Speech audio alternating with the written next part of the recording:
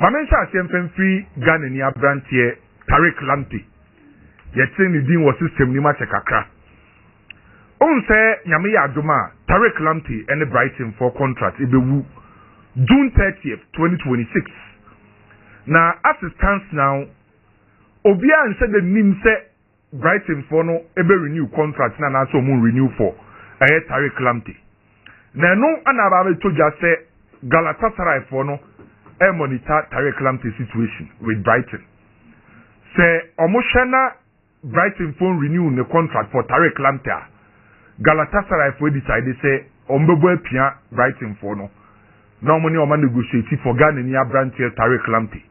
The same player, Bessisters also a techie, monitor the situation. On say Bessisters for ne a year MSN Royal Dinkomo.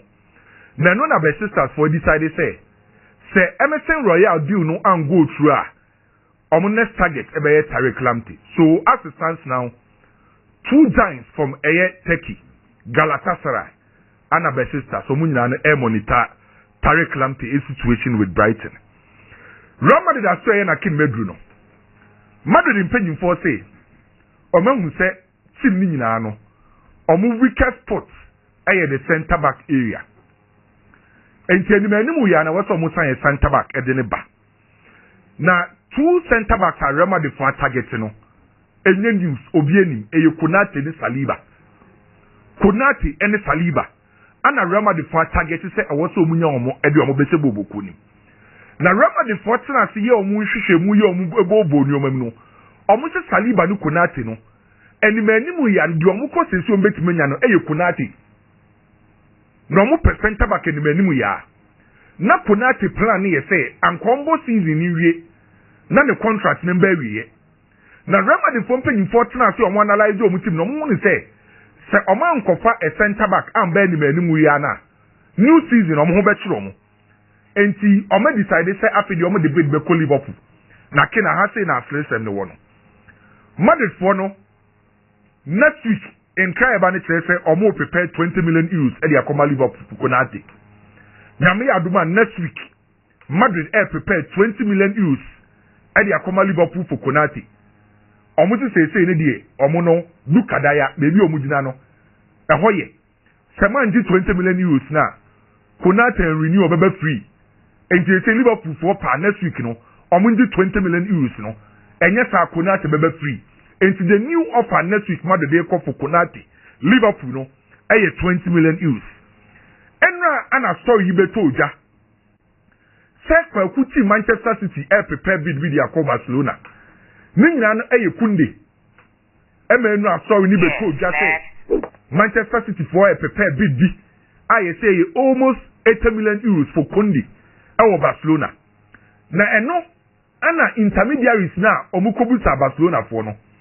Barca for akatre intermediaries ne say omo nsan ko machi no mo Manchester City or no mo Manchester City for say Konate no omo nton no Kunde omo nton no na Kunde no omo nton no Kunde no part of omo future plans na omo beton ni mpokura na 80 million no wo fom enti Barcelona for akatre intermediaries no Manchester City for edema intermediaries say ankomo ne Barcelona ankaza say Kunde no ne ho nsem te say Barca ene akache intermediaries ne say omo nko kan Man City for say de di kan Kunde no omo nton no de tosu mienu oye player odomakoma so ana so omo beton ni mpokura na 80 million euros no omo Barcelona for no omo nje Liverpool aso eye Liverpool for center back na Liverpool center back omo pe no omo first option Magay I will say a kind of Crystal Palace or no ana ye Liverpool for first option.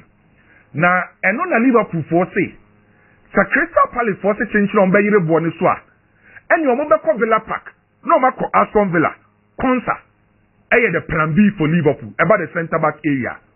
The plan A and also omo first choice Magay Crystal Palace for say kan omo bo Liverpool for say osoro omo be try ni omo negotiate so omo negotiate na change na Crystal Palace na baby omo gina Obobeko Aston Villa, Abrante and your friends say Consano, Liverpool for say a plan B, our the centre back area. Enra Christopher Nkunku, esi a Chelsea mpanyinfo ne omudi nkomo nkunku kosi a Chelsea mpanyinfo no Chelsea de tu nkunku anim say omunye ready say omo beton no ana omunye say omo force ne so omo beton no eskebi ba na eya omo beton by omo force say change na ye pese e ton nkunku eno na nkunku de tu Chelsea mpanyinfo so anim say so so betina boboku ni ma wo so mo guarantee ni playing time eno ana enura Chelsea mpanyinfo entimi an guarantee nkunku playing time omo si eno nkwa na opedi a omo ntimi guarantee no eka hu bi anema pini zahabi esa akosi abayanfo na one bayanfo ni di nkomo denden because eno meeting na ekọ so no Chelsea for so omo ntimi guarantee nkunku playing time to say the open no na tozo na darabia yo na nsenya na Chelsea ko sign the free Fulham ne second season na adarabia yo etimi ewure mo Chelsea no eno na report say free London Airbus say Chelsea nyo ma jensa mo beton abrantie na seba nothing be the 30 million pounds plus eba Chelsea be so maje for adarabia yo seba nothing be ready so be 30 million pounds plus Chelsea be so mo say Chelsea for the free omunya so beton boy no ba wo ba na otikan 30 million plus Chelsea so beton yes so far Newcastle, West Ham, Crystal Palace, AC Milan, and Monaco. So interest. Our Darabia, you Chelsea for 30 million pounds plus. Our defender him. Now, say only two than the PSG. Anyone do good and Ken. Confirmation about a no credit. Now, in Shishemwa to the Ampokra say PSG for no you su Marquinhos. Say on money Rodrigo Nkata. Rodrigo situation here say. Boy name person obey you name say or person free Real Madrid boboku ni ana Real Madrid for so new name some person moton and to be a chain why na be first move Real Madrid for chain so Rodrigo be bo many ma be catch am say me person me free boboku ni ana Rodrigo so chain Real Madrid for say obeba say ye person e ton and no ana ye PSG for no e use Marquinhos e dia convince Rodrigo say Liverpool aba Spurs aba by team or join ye be boa no e ye PSG boboku no and to PSG no Rodrigo nsensem no eye no kre Benjamin Sesko a rejecte Hilal e wo Saudi Benjamin Sesko wa rejecte Hilal e wo Saudi wa ka che Hilal for ne say opese otena Europe no si akan e wo European top flight league nim ondru level e wo so ba Saudi and to Benjamin Sesko a rejecte Hilal for ne move no mete sana wo ka Raheem Sterling ni Leverkusen story no enye Leverkusen for an e call Chelsea say omo pe Raheem Sterling. Na ken de etie ne say Raheem Sterling ni agency no an e call offer Abrante fan say Raheem Sterling e de ma Liverpool sin for no.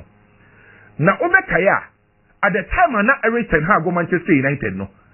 Na Raheem Sterling e one player na Everton ha person de ba Manchester. Ana sa do na nkoso. Enti at the time okopie mu e wo Liverpool sin a o ye head coach e de ma Liverpool sin no. Ana fa agency na ekohu Liverpool sin for say Raheem Sterling no metimi de naba eno na Liverpool sin for penyin for ne car say omo turn the any problem because they say Chelsea per 20 to 25 million euros e wo Raheem Sterling name problem wo ho e Raheem Sterling aketua or this 16.9 million pounds says cannot buy euros e 19.5 million euros says cannot mentimi entia because Liverpool sin highest paid player Pokrade 6 million euros Patrick Schick ana Grimaldo enti saa de sika na open omo ntimi ntua ena ma Liverpool sin for no etwe omo ho de free saa de onim no eye because of his kasem saa English boys na me issues kakra quick one na Brems is here Raheem Sterling get 300,000 yeah or Chelsea what can you then central Chelsea or man is a 170 or 180 or so no per 300 yeah so say Juventus no 100,000 no aye Omo man 170 to 180 1G say Juventus man 100,000 because obi and obenya obi and you ready to be entire na Raheem Sterling na agent say 300 no better so and what sort is because baby there is no single club I will be tia Raheem Sterling says come okay Raheem Sterling so bit my bro so no ni World Cup bi ako nti obi na Chelsea obi na na agent bi a bit na kasa say Garibadia no bit na bia no at them sir e ba sa so na Chelsea e be ha Chelsea e na ni dey for Raheem Sterling e fa no ben ana no good transfer and he said here Liverpool sin for no mo highest paid player just 6 million saa wo 19.5 no mo ntimi nche nti saa deal no and na ma Liverpool sin for be story so mo say match omo ho no enu na ke be break story dem out say strikers are Manchester United dey pe no me dey ever now in the invite and I no pay ken confirmation nya aba for kukura ha be kan ayesa analysis we kukura pen menya confirmation for Manchester Manchester United ebe sign a striker e wo Premier League Oma left 4 Mateta Nicholas Jackson Oli Watkins Evan Nelson we a 4 strikers say Manchester United be sign striker e wo Premier League ni ma emu baako entu ye Manchester United fan na bigi Mateta wo ho Nicholas Jackson Oli Watkins and Evan Nelson we confirmation for Manchester United we are be United 4 we there 4 some sign striker with Premier League ni mko adia where you Premier League ni mko Manchester United for strikers we yes 4 we no me 4 we Premier League okay o strikers on pen okay on say enyo na ye first enyo mo na we na ye first option the first option is say Benjamin Sesko by say Premier League ni mko no be sign striker with mu dia Mateta Nicholas Jackson Oli Watkins ana Evan Nelson we e for aminsa aka na no analyze it for Akata Manchester United say Sesko di ebu no mate so. Omo di about 70 million euros. Ye say like for who ni say o betna na ho ana team kese bi ama mefa Benjamin Sesko.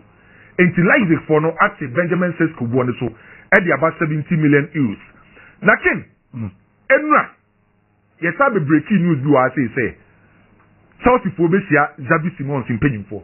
Enra ye be ka o ha say. Ena no pay after the man say aye deja want interfere say Chelsea ni Xavi Simons akona nimpa na ma mensa ma details enu meeting as na ken mi hwehwe mu say Chelsea offer mo de ma Xavi Simons ni oma offer the contract to 2032 +1 your option enu meeting na course between Chelsea and Xavi Simons ye beka wa ha no details e wom ana msa de ma no Chelsea offer Xavi Simons contract to 2032. Yes, +1. Salary no 84 million euros. That's a 7 years. I say it's a normal sign. 7 years plus extra 1. Yes. 8 years. Aye. Xavi Simons. So the age is 22 sir. 22 years, okay. And a salary no 30 years. Salary no 8 to 12 million euros. Boy no okay with Chelsea project no. And no ana boy no communicated to any agency na Ali Barat etimbi. Ali Barat nye ni agent to na ni key decisions no okahubi. O se na ni the Chelsea project no project no ye na kono. And they say dia ka no Chelsea so betumi ne Leipzig etimi finalize. On se Bayern pay left winger. Aye nyina nim say Luis Diaz obi ani menye news biem. Bayern for no pese bid no mo de be kono. Bid da Liverpool for reject. Enti omo pepe in all ebe akosi 80 million euros. A omo he some de ba koma Liverpool. Na no na ya ba betu dia say se omanya Luis Diaz on be come Manchester United Ganacho kwata fra Ganacho wo se oba Ganacho de be 40 na Manchester dey mo pay 40 million pounds 40 million enti Bayern 40 se omanya left winger bia on betuma come Manchester United aso ya akwa Ganacho 40 million Jorge Mendes super agent on so no na ma Francesco Conceição deal no Juventus etimi sign no ana offer Juventus mpanyifo acho say Abante friend said Nelson Semedo say only club anka Juventus empano. Semedo. Yes, Nelson Semedo. Jorge Mendes Juventus empano. Ma me bobo de aka so empama kakra na. Me no ka say Rodri so Manchester City for be man new contract. Omo hu we ya Real Madrid for tata boy no. Na Real Madrid for say omo nim say si omo ko Arsenal nim so omo pe Saliba. Arsenal mbo omo kwa 100 million euros. Enti Saliba de ne de omo nya abotre.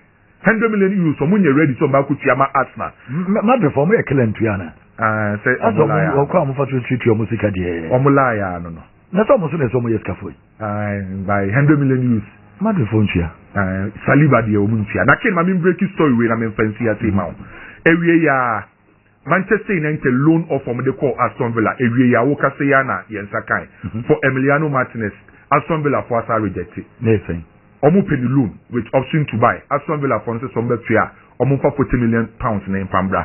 And breaking one exclusive Amensaka. Unse no America say PSG for AP Turam from Juventus. I'm a Juventus about 120 million euros. Yes, see PSG for next option. Kamavinga from Real Madrid. Kamavinga. Brahim Diaz. AC Milan for a monetary situation or Real Madrid. As to say Obeka Alonso plans no and as on can see exclusive no. But me fancy ana kwakuni bi Italian club the oba of na say alone ana Kenny ho. Italy can say anyhow. But others before there was submission mame why na Man United in. That's why four strikers. Manchester na why na mo fan wo dey. Oh, what to be Manchester United I wanna be fan. Asemo. Samla mi choose for we mi choose back ma o. Be bo mo. We say we dey oba be bo pa. Me for Oli Watkins am. Be for Oli Watkins. Okay. Na me no dey keka kono nche Calvin Lewin so edin baba. Okay. Me tell you for ni si ko form no. Ombo ne dey. Me wona say Mateta. Me dey me Mateta na mo. E mo mo hwini din so mo rodi omo ene keteke mu dey but yen we born now betima bon. Asemo. Omo ida so ne so. So wa. Okay. Kemedasi na minchia awochi owodun kwa no fen na yembo nkomo kakra ubisa question bi efa Madrid ho na let me take 1 minute or two and address it. The fact to say uska enche say was say we fuga which you're spending uska just say we spending rough Oko banks and kesia sikafo na agigi loan bebre. Unse sikafo pa na agigi loan. And yes sika na okoji gun loan no ni bi o bi pa on accounting but agigi loan. You see, you need to be extremely smart to continue building your wealth. Sebi onim dia wontimi embo sika ho mienu. Now you see, Madrid situation with center backs, you know, they need to have a careful look at it again. Eder Militao, Antonio Rudiger, Dean Howson, Raul Asensio, David Alaba, 5 center backs. When the 5 center backs plus Aurelien Tchouameni or your alternative Eka one, and you're bad. It's on paper, it is good. But the reality part, woman say, Ken, most of these players, yan kai or one can sa. I had to say, what thing? Na Johnsons, Netanaki now say, Makai or Makame center back so. 1 year, over 2 months, or me brother 3 months. And they Chelsea 4 kind of center backs are. Or we are normally Wesley for fan account because they know say he is not fully fit. Ken, nothing for center backs. Eder Militao, unya ACL 2023. And now wakwaba. And what sounds so another ACL bill. ACL mienu. In a matter of 3 years. It's getting Eder Militao back in shape, adding Antonio Rudiger. Onokra the ACL no nya ya che he recovered. And waba back. But last year, Nikotoje, he was injured. Akwane chichire ne 9 sa the body entire season. Into getting Antonio Rudiger back to his normal level, it is difficult. David Alaba Obieni Menyafe na mibe chechiru. He's been out every single time we know. Into 5 center backs enough. There is no guarantee say Miensana womno ubenya omu throughout the season. This problem, Carlo Ancelotti, even without Dean Howson last year, Madrid in a similar problem. Now, Madrid should take a decision on their center backs. We have to say, next season, Konata Akasa, Konata Beba Freya. Maybe this season they will suffer. Because I am not too sure Alaba will be fully fit to play for Madrid this season. Giddy sa.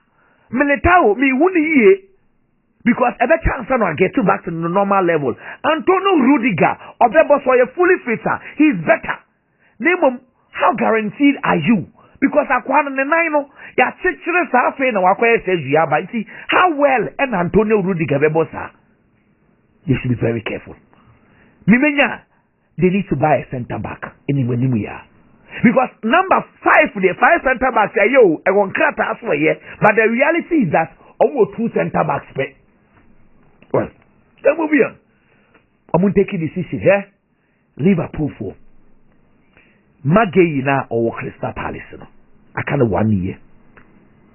On to Liverpool for a shark with Anichi say Namia do my next season. Bueno, as a sober free, no by Liverpool. The same Liverpool is angry, say at Dana Konate, man the Senate. We see how football clubs are. Magay, Crystal Palace say last year, Newcastle for the 70 million pounds, almost a mistake on we no. Last year, Newcastle 70 for Fonanji.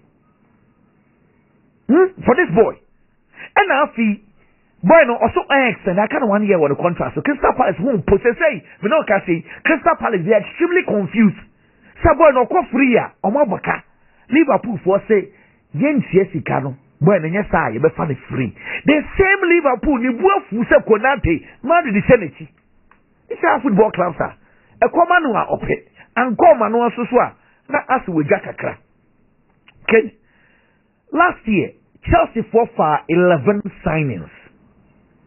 This year, Chelsea drew 8.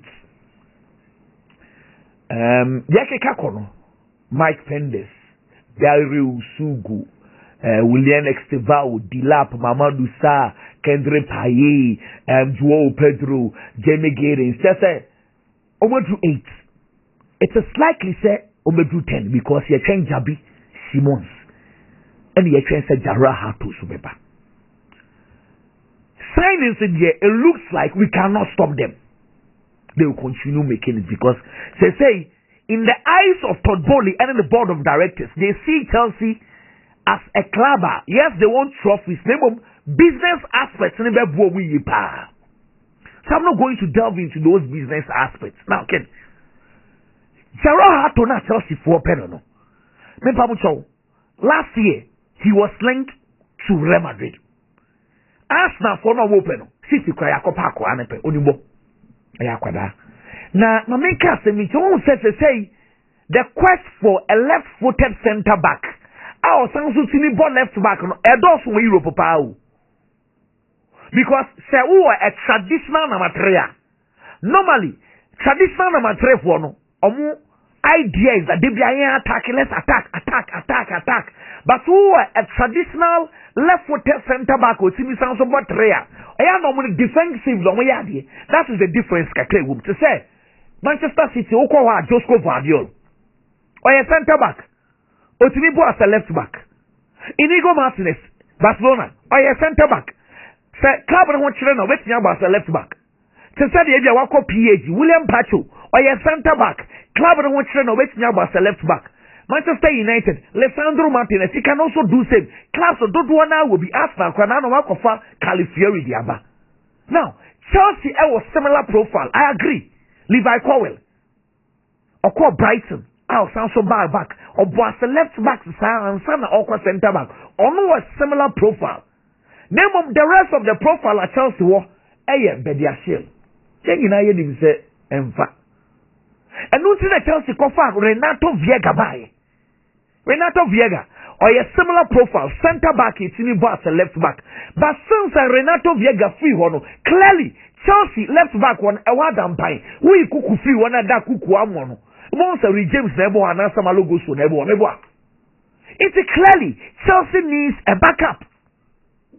A key position among for margin coho. But without Cucurella, they be at Chelsea about as a mid-ship. Even so be a kakra. It's clearly Chelsea will need a profile because Sanka Renato Viega or Chelsea Koto Hara Hatu Emma. It's to say Chelsea needs that position and Wako Hatu. Hatu is a very good player. This is where the problem is. Aquadano, Wako Netherlands, almost he is the next Nathan Aki. Say Otsna Ayasa when you're playing time or Beko World Cup. So what Chelsea now when you're body be a man. They will drop him from the national team. This is where we are. They thought to be okay. Jose Mourinho, kids will be naming main issue, so I'm person can ask him. Jose die, whether you like him or not, or your legend, I will coach in German name. One thing you can never erase, and I say, when a 41-year-old coach, 41 in coaching, we are young. Baba premiership, na premiership, even after Wenger, na ontini Sir Alex Ferguson, na a 41-year-old coach. Beba, no about big team with Sir Alex Ferguson, Temuno for 2 years, not Chelsea, back-to-back premiership. Chelsea first year, on your 95 points, to Lusu Bakupe. At the way, you can never erase from Jose Mourinho, much respected. Name of Ken. The constant attack on Pep Guardiola is so unnecessary. Maybe Jose Mourinho agree, or your legend score Bekasa, as I said, and we do. But I see constantly, he keeps on attacking Pep Guardiola, then saying, okay, someone for fun and strassa, which I think it is very, very bad, because maybe I would agree, I was saying, or Kasa, Ubi, I won't put to go and listen. Because some of the things he says, a blatant lie. What did I say? Yeah, Pep Guardiola, maybe I will Kobiano. Na akopamu nkofo no akotofo frodi aba. Hey, some of us we defended Jose Mourinho. Ken, okay, Chelsea 2003. Chelsea na got semi-finals of the Champions League till 2003. Goalkeeper Ben and another goal in Chelsea. 2003. A year before Jose Mourinho came, na Carlo Cubicini and another goalkeeper at the Chelsea Football Club. Carlo Cubicini. Okay. Jose Mourinho buying. And of course, top Peter check a buy. Ken, maybe so. And yes, similar to Joe Hart and Claudio Bravo. So family, family in the back. And I make us say, could you see the Chelsea do Champions League? And then one more could the Antwerp or what to be by now. So, Bravo and Ken, and also the others in the one I mean. Ken, the FNS say, Manchester United won. We observation can crave in fancy. Okay. You see, Premiership, no? Roy Keane. Patrick Vieira, Makaleli, SC2 Premiership, no defensive midfield role, a hard lap tacklers. Wouldn't cha 116 away England. Time and Carrick, Manchester United got far by 2006. But the sister the defensive midfield role away England. Because Carrick the name when Joaquin was leaving. Now, man, for we're searching in the market for a defensive midfielder who just to sell Roy Keane, and near Ben to sell Roy Keane. Manchester United decided to go for Carrick. Keane. Carrick born in England, born. What's a refined? Sadia, Sergio Busquets, Beji, Dean Power, Hono. Michael Carrick, the born face. I see Michael Carrick's problem was that the first year, Manchester United G League, but the Diana Mikasa semi-finals game against AC Milan. It was virtually Michael Carrick was scores versus Pello Gattuso Kakamonia there.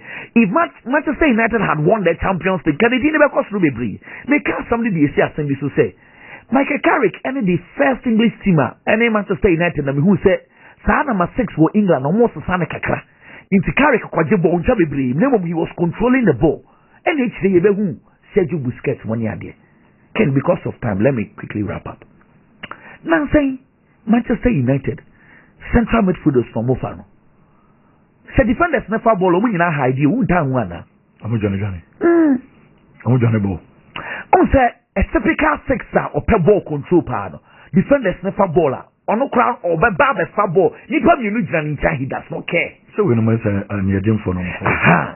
In the profile, no, Manuel Ugarte Niedini. Casimiro and Yedini. Obioya refined Kakayo Kobimenu. Okay. Ken, may can the assistant say United needs Sa sex and now will console Libya. I don't know called Dion Mania today. Also, Dion and they call it wow. And don't say Bruno Fernandes coach the preference of a deep because Bruno can come and pick the ball. But I still think United needs Sa Obia. Said Manchester United yet transition of ball because over the years United 6 me 8 beyond the Tobia kick up.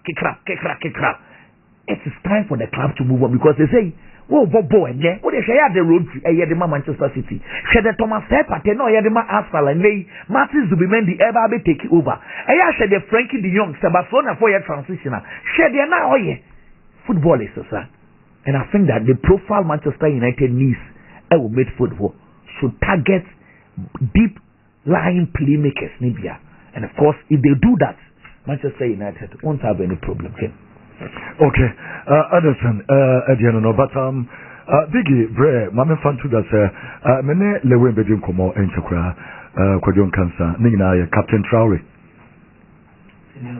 Biggie, Captain Trowry. Oh, nice. You be the Captain Trowry, home Como, and Captain Trowry. Capito, Anna Commander. Captain Trowry. Oh, nice. Enche, na Premier Neba, Nchi. Yani Lewe Namo, Captain Nabidin Como, Captain Trowry now, Beba Fiane. In Chakra, and Bedin Como Katra, na Yaresa moving the Sinino, 3 months and Isiti. Jimmy, Faster and now, Uria, Menden Como Katra. Chidam, Manchester United. Coach Ruben Amorim has said, sir, or Premier League experience.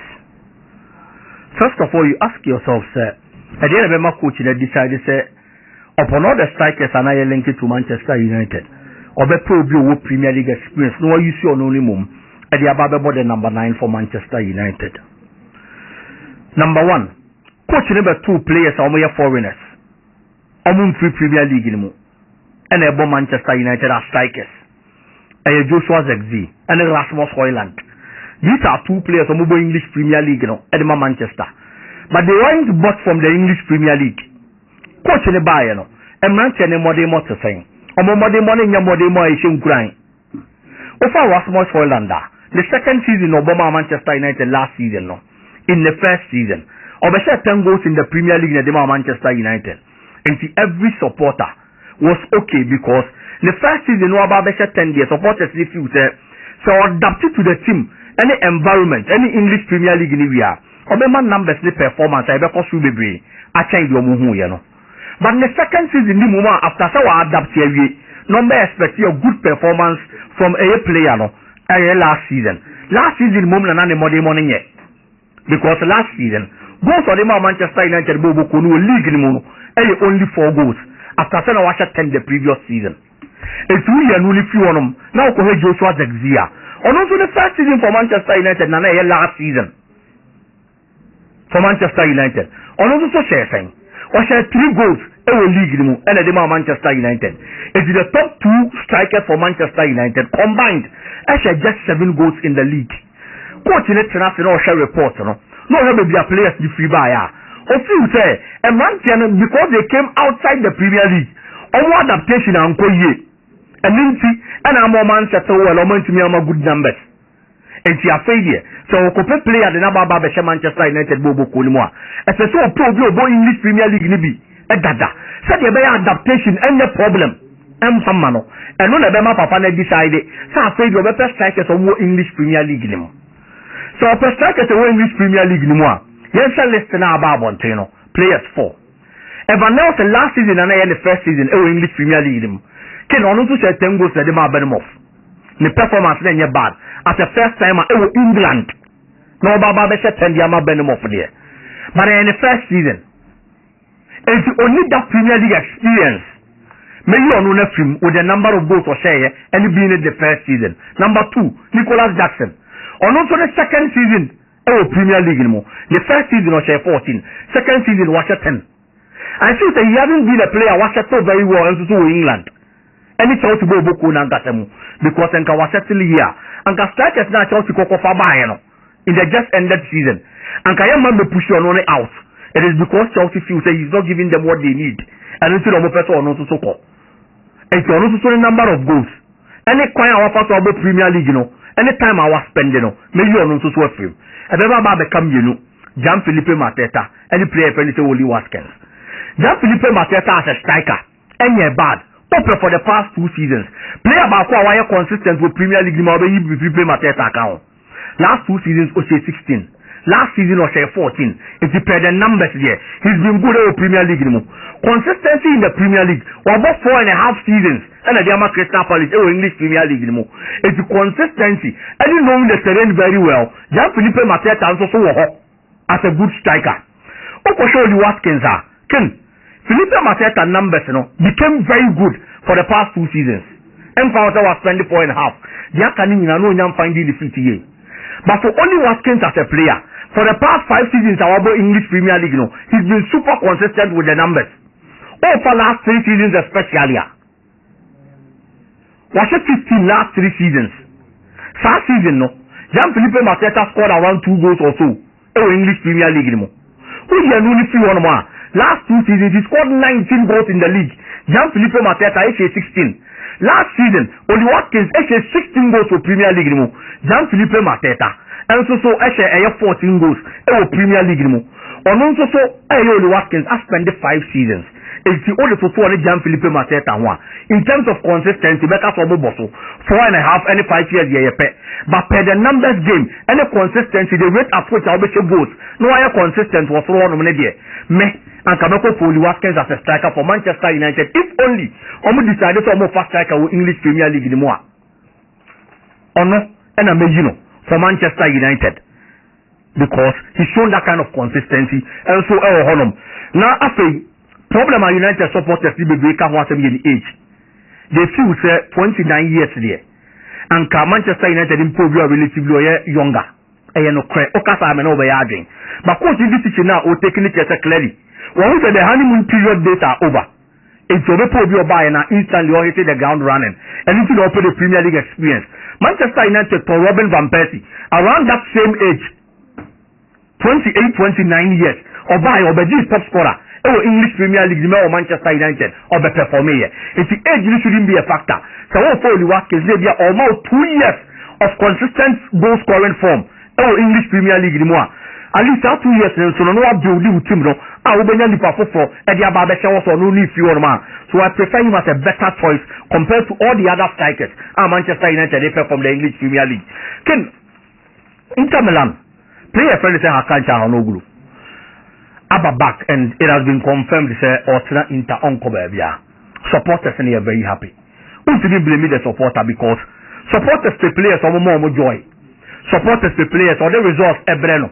Or no supporter and 3 points and they are here no. It's the players and the contribution was so. The successes and was so our club limono. Obia be person be sana no be tia kan e dia ma club no. And that is how come Inter Milan supporters na ni aje. So branch ya dey back we baba be tia kan e so e dia momo. In the Italian Serie A season, open one of the players who nya goals and the numbers was so. E di ma Inter Milan bo boku na. Unti bin kana unyi akancha no grum fem. In the league, or say 6 goals and or assist 5 times. Until clearly. Now the modern one e was so. E di ma Inter bo boku no.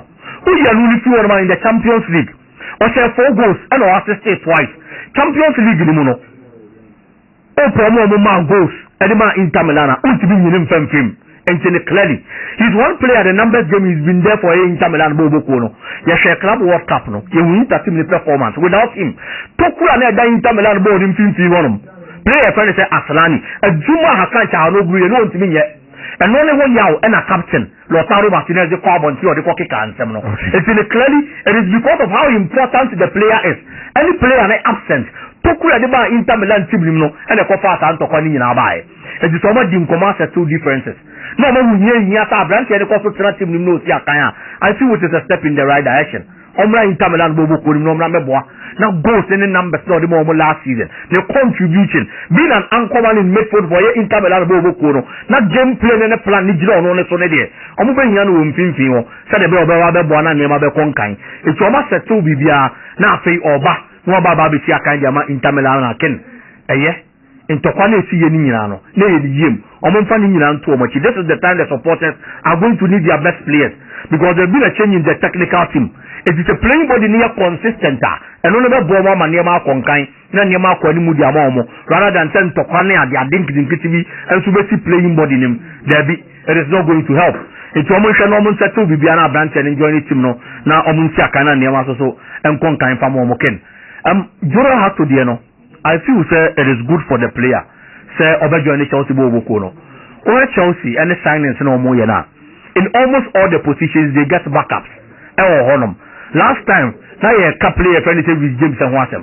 So the right back position, we want those to the Baby Jim or more the best of performances, but at least Club World Cup finals, the Humalo Gusto performance. Okay. But there be a Chelsea, Obi one more, Obi about the left back position. Kukuel and there is nobody. It's enough to say Joro had to be a good left back. And last season the numbers were already visited, it was good. Oshe 2 goals assisted 6 times. Into the same numbers in the batch out here. I don't go to see him now. Well, Biggie, Meda was na as Captain Traore or introduce you Captain Traore, man. Captain, Yes, sir.